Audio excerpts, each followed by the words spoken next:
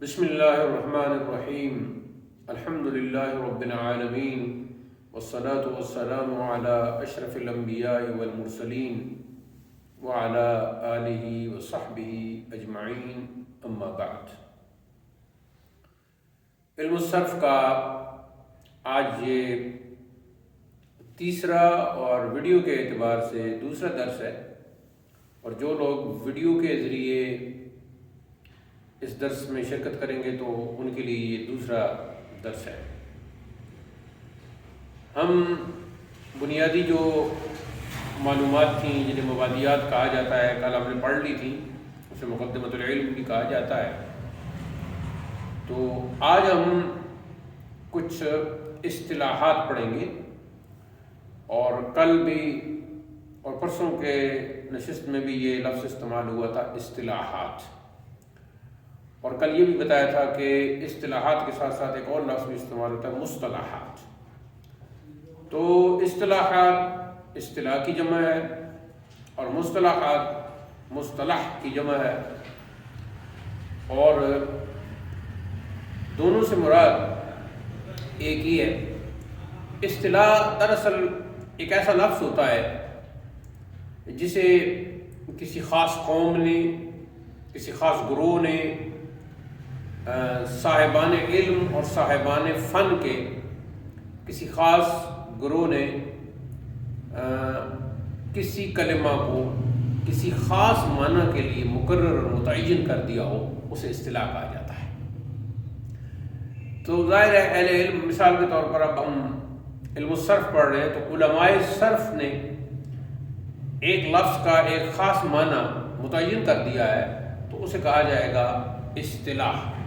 اور چونکہ علماء صرف نے وہ اصطلاح کی ہوگی، اس کا تعلق علم صرف سے ہوگا، تو اسے ہم پھر صرفی اصطلاح کے طور پر جانیں گے۔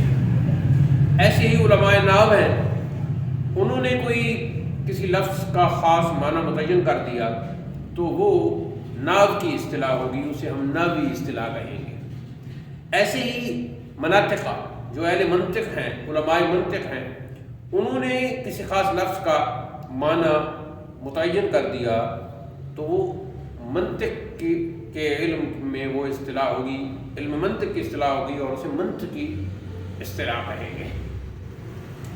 تو ایسے ہی مصطلح کا لفظ بھی ہے، تو اس میں ہم کچھ پڑھیں گے۔ تو آج کا ہمارا جو درس ہے ہم اس کو یہ کہہ سکتے ہیں، بنیادی مصطلحات۔ آج بنیادی مصطلحات، جی آ جائیں۔ تو بنیادی ہم نے اس لیے کہا ہے کہ یہ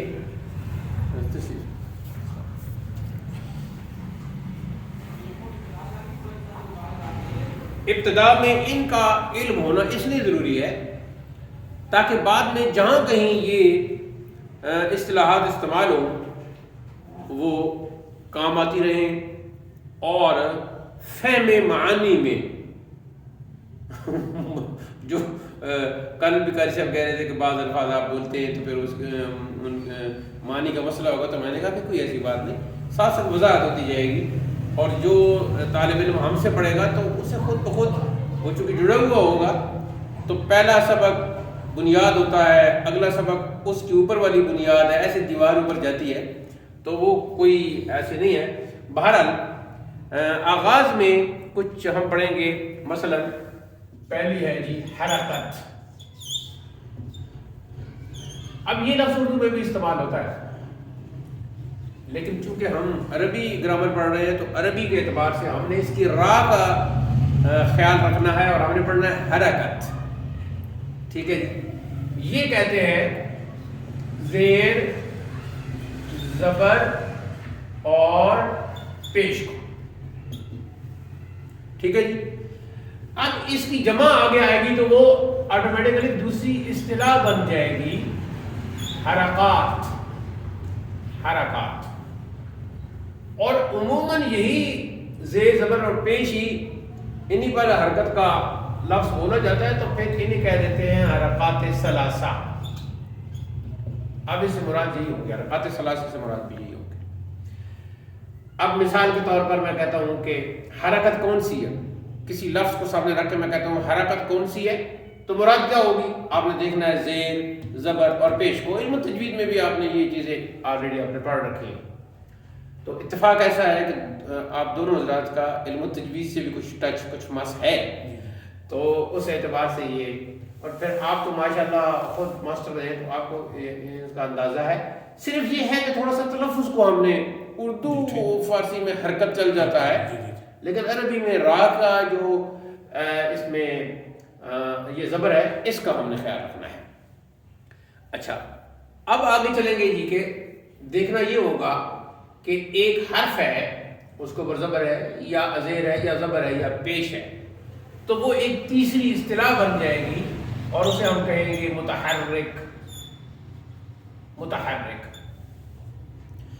جب ہم کسی لفظ کسی حرف کو متحرک کہیں گے تو اس کا صاف معنی ہوگا کہ اس کے اوپر کوئی حرکت ہے، اور جب یہ ہم تسلیم کر لیں گے کہ اس کے اوپر کوئی حرکت ہے تو ان تینوں میں سے کوئی ایک ہوگی. متحرک میں حرکت کرتا ہوا. ہاں اب یہاں متحرک کا معنی یہ ہوگا کہ اس کے اوپر حرکت موجود ہے. ٹھیک ہے جی. اب یہ ویسے تو یہ آگے جا کے اس لفظ کی کیا حیثیت بنے گی وہ آگے ہم پڑھیں گے، لیکن ابھی ہم اس کو بطور اصطلاح لے رہے ہیں نا. تو اب جب ہم متحرک کہہ دیں گے تو سیدھی سی بات ہے کہ کوئی نہ کوئی اس کے اوپر حرکت ہے، اور جب ہم کہتے ہیں کوئی نہ کوئی اس کے اوپر حرکت ہے تو تین ہی ہو سکتی، اور وجہ حسر تین میں بند کرنے کا جو ہے وہ یہ ہے کہ چوتھی کوئی ایسی حرکت نہیں ہے. اچھا اس کے بعد ہے جی سکون. یہ لفظ تو ہم اردو میں استعمال کرتے ہیں، لیکن یہاں تھوڑا سا سین کے پیش کا خیال کرنا ہوگا. سین کی حرکت کی جو ہے نا وہ ہم نے اس پر توجہ دینی ہے. سکون تو یہ علم تجوید میں آپ پڑھ چکے ہیں، جذب کو کہتے ہیں. اسی سے ہی جب یہ سکون کسی حرف سے متعلق ہوگا تو ایک اور اصطلاح نکلے گی ساکن. اب ساکن کا معنی کیا ہوگا؟ کہ جس پر سکون ہے. اچھا ہم پہلے کہہ چکے ہیں، یہ ویڈیو آپ ملاحظہ کریں گے انشاءاللہ، کہ کوئی بھی قوم اہل فن یا اہل علم کسی لفظ کا کوئی خاص معنی متعین کر دیتے ہیں وہ کہلاتا ہے اصطلاح. اسی کے لیے مصطلح کا لفظ بھی ہے. تو اصطلاح کو اصطلاح کی حد تک لینا چاہیے. مثلا اب ساکن کے کئی معنی، جب آپ علم بلاغت میں جائیں گے تو ساکن کا ایک معنی یہ ہوگا کہ وہ حالت سکون میں ہے، لیکن سکون کے پھر کئی معنی ہوں گے کہ وہ چپ ہے تو اس کو بھی ساکن کہیں گے. اور ایک شخص ہے جو اپنی باڈی کو، اپنے جسم کو، اپنے بدن کو حرکت دے رہا تھا ایسے سے کر کے، یا وہ کانپ رہا تھا، اب اس کا وہ جو کانپنا ہے وہ اختتام اس کا ہو گیا تو اس پر بھی بولیں گے ساکن. تو بلاغت کے اعتبار سے، اور ابھی انشاءاللہ یہ تھوڑا سا ہمارا درس ختم ہوتا ہے تو پھر میں ہماری ویڈیو اختتام ہو جائے گی تو پھر میں آپ سے کچھ باتیں کروں گا. تو یہاں بنیادی کرنے کا مقصد یہ ہے کہ یہاں صرف خاص اصطلاح کے معنی میں لینا ہے، باقی اس لفظ کے جتنے معنی ہیں ان کو ترک کر دینا ہے. اگر باقی معنی ہم یہاں مراد لیں گے تو پھر یہ اصطلاح نہیں رہے گی، کیونکہ ٹرم جو ہے اس کو ایز اے ٹرم لینا ہے اس خاص علم، جیسا کہ اب ہم علم صرف پڑھ رہے ہیں. آگے ہوگا جی اسی حرف سے تعلق رکھنے والی ایک اور اصطلاح بنے گی، وہ ہے تشدید. یہ بھی آپ علم تجوید میں پڑھ چکے ہوں گے. تو تشدید ہے کہ شد کا استعمال کرنا، اور ساتویں پھر اسی سے نکل آتی ہے کہ جس حرف پر تشدید ہوگی اسے ہم کہیں گے مشدد. تو یہ وہاں سے یہ اصطلاح نکل آئے گی. اب چونکہ ہم عربی زبان پڑھ رہے ہیں تو عربی میں تو زیر زبر اور پیش نہیں کہتے حرکت کو، تو لازم آئے گا کہ حرکت کے نام بھی آ جائے تو کچھ اور اصطلاحات بن جائیں گی. مثال کے طور پر 8ویں نمبر پر زیر ہے تو اس کو کہتے ہیں جی کسرہ. کاسر بھی کہتے ہیں، کسرہ بھی کہتے ہیں. فرق جو ہے وہ ہم آگے بتائیں گے، لیکن یہاں آپ دونوں پڑھ لیں، کاسر بھی کر لیں، کسرہ بھی کر لیں. زبر کو کہتے ہیں فتح اور فتحہ. ٹھیک ہو گیا جی. اور 10ویں نمبر پر یہ پیش ہے، اس کو کہتے ہیں دم اور دمہ بھی کہتے ہیں، دونوں میں فرق آگے جا کے پتہ چلے گا۔ اب جب ہم نے یہ 3 نئی اصطلاحات پڑھی، دراصل یہ ان حرکات کے عربی نام تھے، لیکن آٹومیٹیکلی ان میں سے پھر کچھ اصطلاحات بن گئیں کہ جس پر کسر یا کسرہ ہوگا تو اسے ہم کہیں گے مکسور، فتح یا فتح ہوگا تو اسے ہم کہیں گے مفتوح، اور دم یا دمہ ہوگا تو ہم کہیں گے مضموم، اور فارسی اردو میں مضموم بھی چل جائے گا۔ زال کے ساتھ مضموم، چونکہ لفظ ہمارے یہاں اس بار یہ حرکت بڑی مضموم ہے، تو یہاں زوال پڑھنے میں بھی وہ کلیش آ جاتا ہے دو لفظوں کا آپس میں۔ یہ ہمارے مسائل ہیں، کچھ ہمارے فائدے بھی ہیں جس خطے میں ہم رہتے ہیں۔ فائدے یہ ہیں کہ مثال کے طور پر ہم ترکمنیوں کی طرح ٹماٹر نہیں کہتے، ٹماٹر کہہ سکتے ہیں، اور دوسرا یہ ہے کہ ہمارے ہاں جو پہاڑی لہجہ ہے، گھڑڑ گھڑڑ، اس طرح کے الفاظ بھی ہم ادا کر سکتے ہیں اس خطے میں رہنے کی وجہ سے۔ اگر ہم اس خطے کے ہوتے تو ہم تو ٹے بھی ادا نہ کر سکتے، ٹماٹر ہی کہتے، چھوٹا چھوٹا کہتے۔ تو کچھ ہمارے اس خطے میں ہمارے گلے کو اور جو ایک ساؤنڈ سسٹم اللہ نے بنایا ہے اس میں کچھ فوائد بھی ہیں اور کچھ کمی بھی ہے کہ ہم ضاد کو، زال کو، ضا کو، ان کو ادا کرنے میں ہمیں بڑی دقت ہوتی ہے، ہمیں بہت محنت کرنا پڑتی ہے۔ اسی لیے 2 سال کا کورس رکھا گیا ہے علم تجوید کا، تاکہ 2 سال تک ہم محنت کرتے رہیں اور پھر ہمارا جو تلفظ ہے وہ درست ہو جائے۔ اچھا، اب بعض اوقات یہ ہوتا ہے کہ ایک زبر آئی، ہم نے اسے حرکت کہا، اگر وہ عربی کا نام لیا تو فتح فتح کہہ دیا، لیکن جب وہ 2 آئیں گے، ڈبل آئیں گی، تو پھر ایک نئی اصطلاح مل جائے گی، اور یہ بھی تجوید میں آپ پڑھ چکے ہیں، تنوین۔ ٹھیک ہو گیا جی؟ اچھا، اب تھوڑا سا، چونکہ میں نے پہلے کہا ہے کہ اہل علم نے کچھ خاص معنی کے لیے اصطلاح وضع کی ہیں، تو یہاں میں نے کہا تھا کہ سکون جزم کو کہتے ہیں، لیکن جزم خود اپنے طور پر بھی ایک اصطلاح ہے۔ جزم مراد اس سے سکون ہی ہوتا ہے، لیکن بولنے کے اعتبار سے سکون کسی اور جگہ ہم بولیں گے، جزم کسی اور جگہ بولیں گے، یہ آگے جا کے ہمیں فرق پتہ چل جائے گا۔ اب جہاں جزم ہوگی تو جس حرف پر، تو ایک اور اصطلاح نکلے گی اور وہ ہے مجزوم، جزم والا حرف۔ یہ دیکھیں 16 اصطلاحات بن گئی۔ اچھا، اب کل کے درس میں ہم نے کہا تھا کہ پوری عربی گرامر اسم، فعل اور حرف کے گرد گھوم رہی ہے۔ عربی گرامر، پوری عربی گرامر اسم، فعل اور حرف کے گرد گھوم رہی ہے، یعنی ایک بڑا چیپٹر ہے اسم، ایک بڑا چیپٹر ہے فعل، اور ایک بڑا چیپٹر ہے حرف۔ تینوں اگر آپ نے یہ چیپٹر مکمل کر لی تو عربی گرامر آ گئی۔ اچھا، اب جب یہ 3 آتے ہیں تو ان میں سے بعض اصطلاحات کا تعلق اسم کے ساتھ ہوتا ہے، بعض اصطلاحات کا تعلق فعل کے ساتھ ہوتا ہے، اور کچھ ایسی ہیں کہ جن کا تعلق حرف کے ساتھ ہوتا ہے۔ مثال کے طور پر اب ہم کہتے ہیں جی کہ فتح، اور فتح ہم نے کہا تھا زبر کو، لیکن اس کی ایک اور اصطلاح کے طور پر بھی اس کا نام آتا ہے، تو 16 کے بعد ایک نئی اصطلاح ہمیں جو ہے وہ کرنی پڑی۔ یہاں تک کیا ٹھیک ہوگی یا ادھر لکھ دوں؟ ٹھیک، میرا ادھر کر لیتے ہیں۔ 16 یہ ہو گیا، 17۔ تو وہ یہ ہے، زبر کو نصب کہتے ہیں، نصب، ٹھیک ہو گیا جی۔ زیر کو جر کہتے ہیں، جر، اور پیش کو یہاں اس کے لیے لفظ استعمال ہوتا ہے رفع۔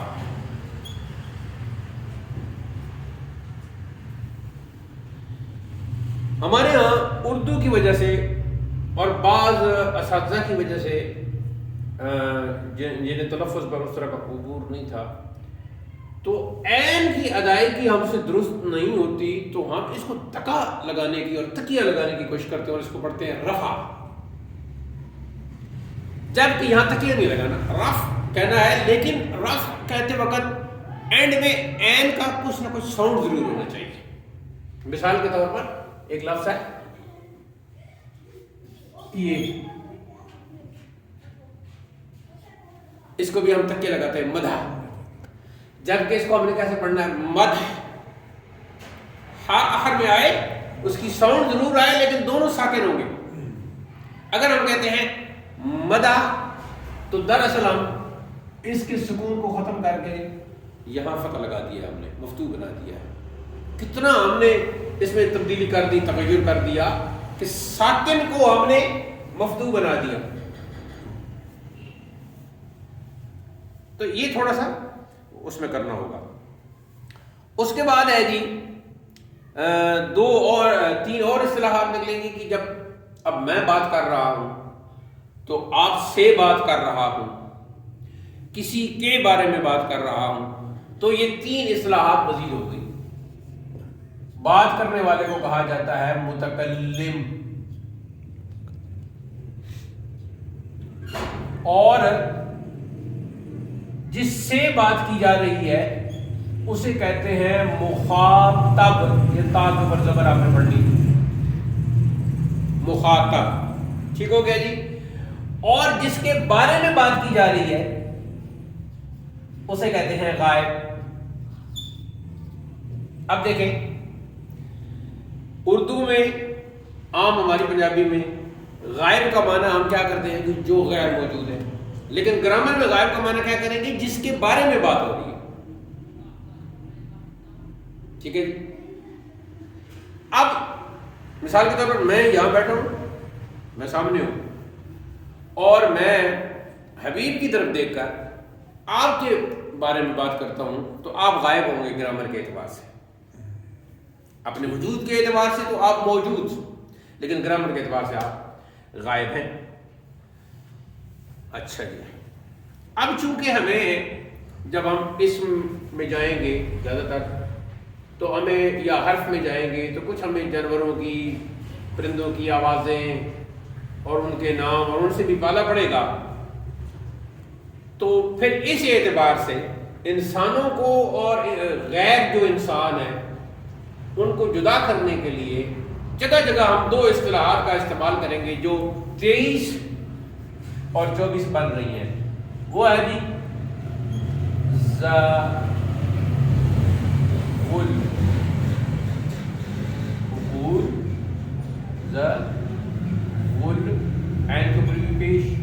عقول، اور اس کا دوسرا پڑھنے کا سٹائل ہوگا ذوِل عقول. یہ ذرا بولیں، ذوِل عقول، ذوِل عقول. ہاں. اور اسی کا دوسرا ورژن ہے ذوِل عقول. ذوِل عقول، ہاں، اس کا معنی ہے عقل والے. ٹھیک ہے جی. اب ان کے مقابلے میں جو حیوانات جو بھی آئیں گے جو عقل نہیں ہوتے تو ان کے لیے بھی ایک اصطلاح بن جائے گی، اور وہ بس غیر شروع میں لگا دیں گے، غیر ذوِل عقول. ٹھیک ہو گیا جی. غیر ذوِل عقول کو کیا معنی ہوگا؟ ذوِل عقول جن میں عقل نہ ہو. یہ وہ اصطلاحات ہیں جو بالکل آپ کو کل تک فر ہونی چاہیے. اس ویڈیو کو بھی آپ سماعت کریں گے، کاپی پر بھی آپ نے اسی طرح ہی لکھنا ہے، اور ساتھ وضاحت جو میں آپ کو PDF بھیجوں گا واٹس ایپ پر، اس کو دیکھ کے آپ نے لکھنا ہے اور ان کو یاد کر لینا ہے. اب اس حوالے سے کوئی سوال ہو تو آپ پوچھ سکتے ہیں. بڑا اچھا پڑھا ہے، کلیئر ہوا. درس کا عنوان بنیادی مصطلحات. جی مصطلحات، جی مصطلحات سواد ہے یہ. ہاں، اس کو اصطلاحات دونوں کر اصطلاحات بھی اور مصطلحات، یہ سوال ہے. مکسور، او مکسور، کسر والا یہ تو یا والا. ہاں مقصور، ہاں یہ بالکل ٹھیک ہے. یہ لکھنے میں اس کو ٹھیک کر دیں.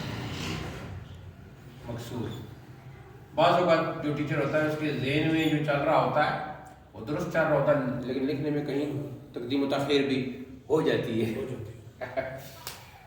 تو اس کو تھوڑا سا زوم کر کے بے شک آپ کر دیں تاکہ جو لینڈسکیپ میں دیکھیں تو ان کو. اور کوئی آپ کا سوال ہے؟ ٹھیک ہے، پھر اس پہ آج کا جو درس ہے اس کا اختتام کرتے ہیں. وصلی اللہ تعالی علی حبیبی سیدنا و شفیعنا و مأوانا و ملجانا و قدوتنا و مولانا محمد وعلی آلہ و صحبہ اجمعین وآخر دعوانا الحمد للہ رب العالمین والسلام علیکم ورحمۃ اللہ.